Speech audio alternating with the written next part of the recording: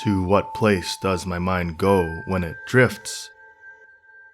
It goes to a place where it aches, to a wound in this world, to a wound that is a portal to other worlds, to other wounds.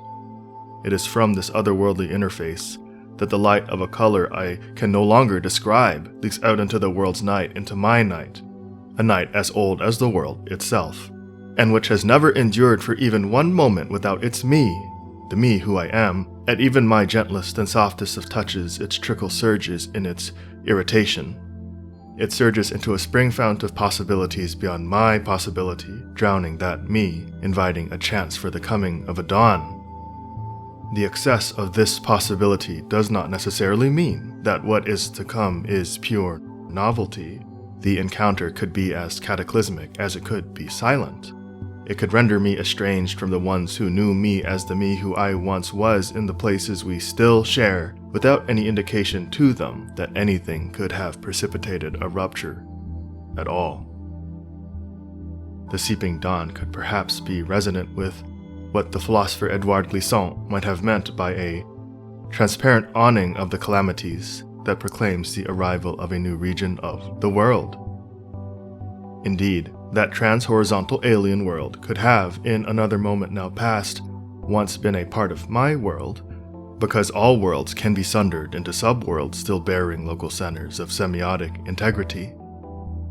In other words, the others in my places may leave or pass away, and in so doing, they drag our places with them into a new world that teeters between all of life and all of death, the world the historian strives to catalog, in excess of what the philosopher Emmanuel Levinas might have meant by the term death agony.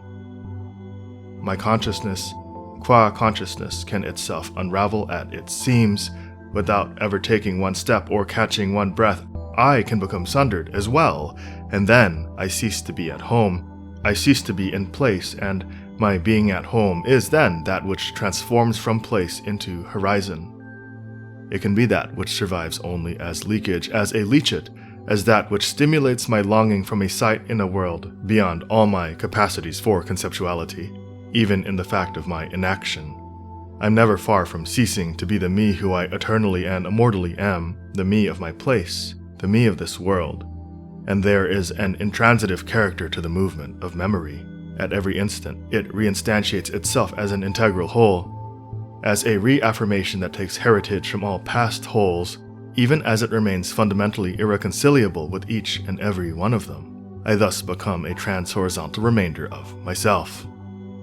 What is it, then, that happens on the far end of this luminescent breach that invites the dawn? Always already seeping through these cracks, my deepest thoughts, buoyed on the chilling violet waves, recoil abruptly and retreat from a breakwater that was never in all history there before. And their reflections are so noisy as to drown out all other thoughts. I can find no purchase in the meaning of my life except in what remains immanent to it, of the relations that entail it, in whatever fragments survive the moment of our collision and then our parting. Thus, I do not live with the guarantee of the coherence of my identity. All I can do, and I can only ever do it without meaning to, is to sow the seeds of heritages yet to come, always already pulsing through the people of shared places that are lost, that always already are in passing. And so, on these dark plains and in these dark valleys, no basis for desire stands to survive. There is only the calling, bound in my blindness to the signal of this ache.